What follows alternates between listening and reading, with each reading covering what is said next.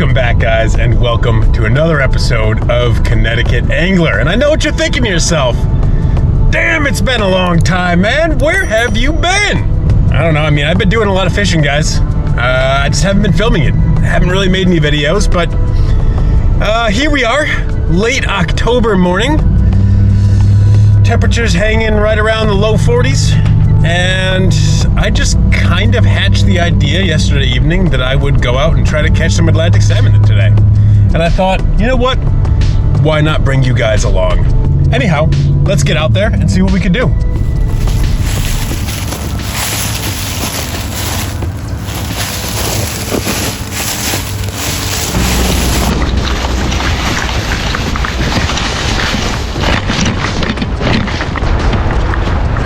All right, guys. So we are down here at the river, fishing the Naugatuck, which is usually the river I'm fishing for these salmon. It's just a very long haul for me. So I've only been there one or two times that I can even think of. Anyway, water is crazy low.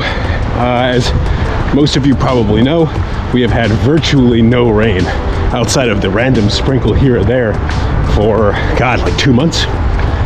So all the blue lines are running pretty low, except for the handful of those streams that have a lot of input directly from groundwater. And likewise, the larger rivers that receive their water from those blue lines are also running very low, and the Naugatuck included.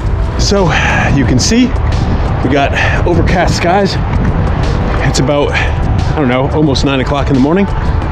We are definitely past peak in autumn right now. A great deal of trees have already lost their leaves. It certainly feels like autumn, that's for sure. The question is, after I finish all this rambling, are we going to be able to get ourselves a salmon? Only time will tell. That I'm going to be nymphing for these salmon. Not a technique you hear about a lot. I think this is kind of a fun and quirky tactic for salmon, and that's why I'm going to use it. And I have caught salmon on nymphs before, at least a handful of times, so it's not like this is an unproven technique. I will say that the quote-unquote nymph that I'm using is extremely large, much larger than anything you would ever call a nymph for trout. It's really probably closer to a streamer, but it is certainly tied in the same way that you would tie a trout nymph. It's just in a much larger hook.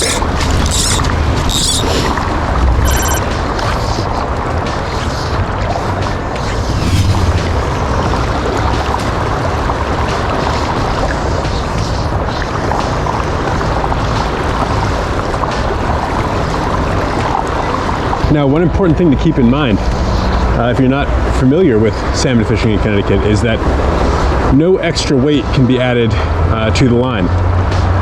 And that's why I'm fishing with nymphs that I just tied with a decent amount of lead wire to ensure that they would be able to reach depth at a reasonable rate. Now, personally, I think that's a very silly rule for a number of different reasons. I mean, number one, if someone comes out here wanting to poach salmon, they certainly aren't going to let a no split shot rule stop them. Okay, so in effect, all it's really doing is taking a basic piece of terminal tackle away from honest anglers. And to add some contradiction to what's already kind of a silly rule, guys with spinning gear can legally come out here and throw giant half-ounce spoons, and that's perfectly legal. So the rule really makes absolutely no sense. It doesn't actually stop anybody from poaching salmon. It disproportionately affects fly anglers.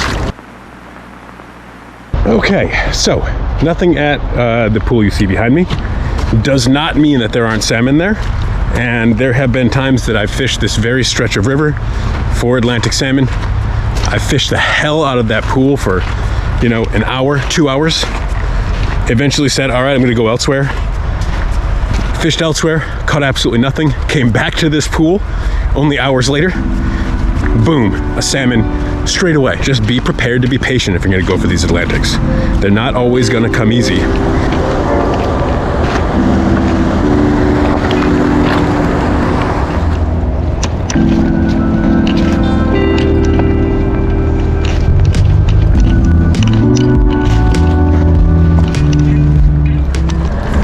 All right, guys.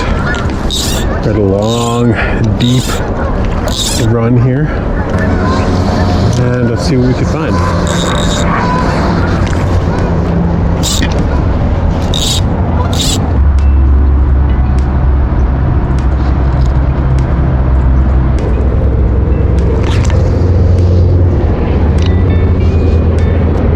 Just saw a swirl kind of in front of me here.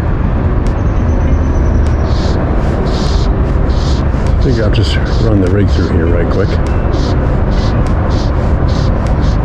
Wasn't necessarily a salmon, but it could be.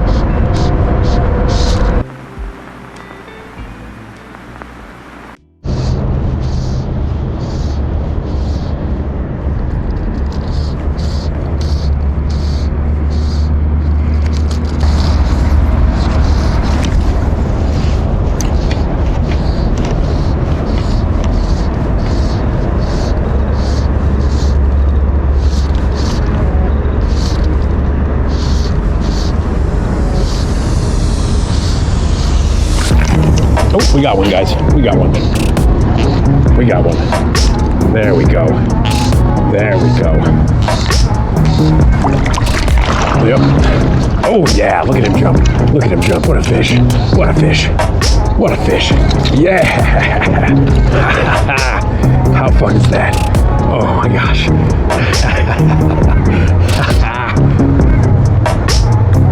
Okay, come on. Come on. Oh no, I have my little wild trout net. It's not even gonna hold this fish. Jesus. Oh no. Oh, look at this net, guys. This is not made for Atlantic salmon. Oh Lord almighty. What am I gonna do with this guy? Very powerful fish. Very powerful fish. And this is not even, it's not like this is a, 2.5 foot salmon. Like this is probably a 18, 20 inch fish. Not gargantuan, but I mean, these salmon are powerful. Let's see if we can get him here. Get his head up. Get his head up. Oh, he is refusing. Oh, he's diving right back down. Now I am using a 5 weight. Chances are, look at him jump. I could have muscled him a little more if I had a heavier fly rod. And that would be the advantage to using maybe like a 7 or 8 weight, possibly, with a fish like this. Jeez, this fish is so powerful. So powerful. Oh my gosh. Oh yeah, nice fish. Nice fish. All right, let's get this guy. Let's get him on in. Oh yeah, just as I thought. He's not really gonna. Oh, okay, I got him in. I got him in. He fills up this net. All right, fantastic fish here, guys. I mean, this net will measure up to a 20-inch fish, and look at that. He is exactly 20 inches. What a fun fish. What a fun fish. All right, guys, let's get this fish back in the water, back in the stream. All right, guys, we nabbed ourselves an Atlantic salmon in about 1.5 batteries. That's a good measurement for you. So I know I said I was going to be nymphing for these salmon, and that's a strategy that has worked for me in the past. But in this particular case, stripping that giant nymph, which is for all intents and purposes basically also a streamer, is what got that fish to hit. Just stripping it on through, feel that bump, and then they take you for a ride. So 20-inch Atlantic salmon, awesome fish, real fun to fight a fish in like that. And what a privilege to have a special fishery like that here in Connecticut. Anyway, I'm gonna stop blabbing. Going to get all my line untangled because I was stepping in it. And we're gonna see if we can catch something else. Yes.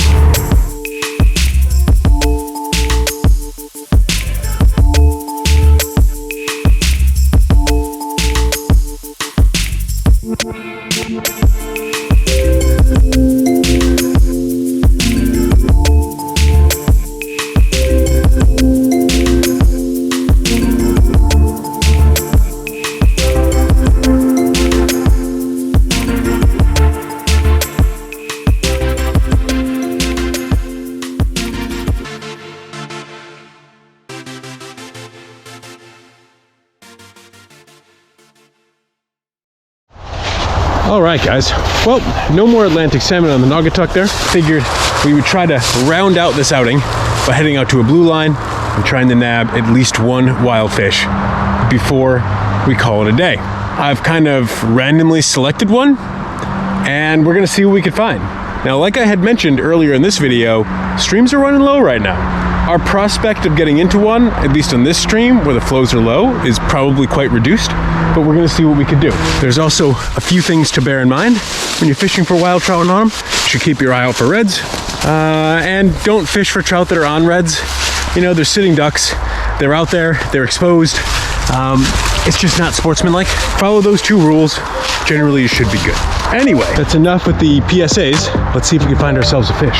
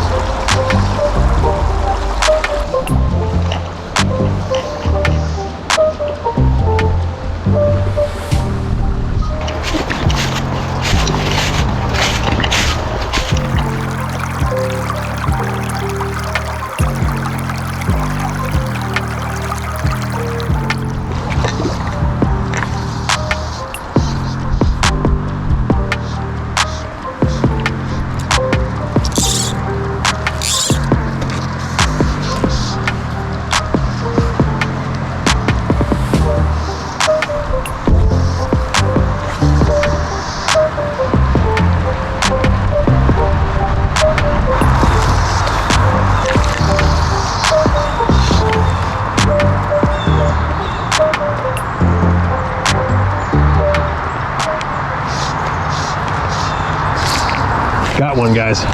Got one. Let's see if we can get him in.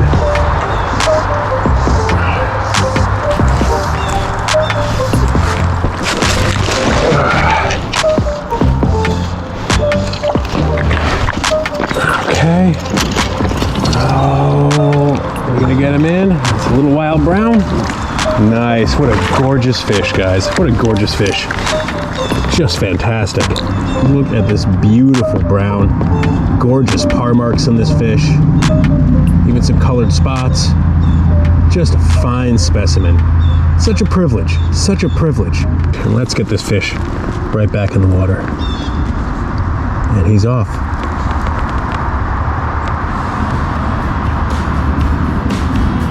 All right, guys. Well, there we go. Nabbed ourselves a 20-inch Atlantic salmon on the Naugatuck. Then we were able to wrap it up with just about 4% battery life left in my last battery here by nabbing a beautiful little juvenile brown trout. It's just a beautiful day. I've really enjoyed putting this video together for you guys. I know it has been quite a while. I think almost a year since I put a video out. So I hope you guys enjoyed this one. If you did, be sure to hit that thumbs up button. Subscribe if you want to see more. I can't really tell you when my next video is going to be, but you know, whenever the video comes, it comes. And I guess if you're subscribed, you'll know. Anyway, guys, thank you for watching. Thank you for sticking with me despite the fact that I haven't posted in a very, very long time. And get out there and enjoy the waters yourself. See you later.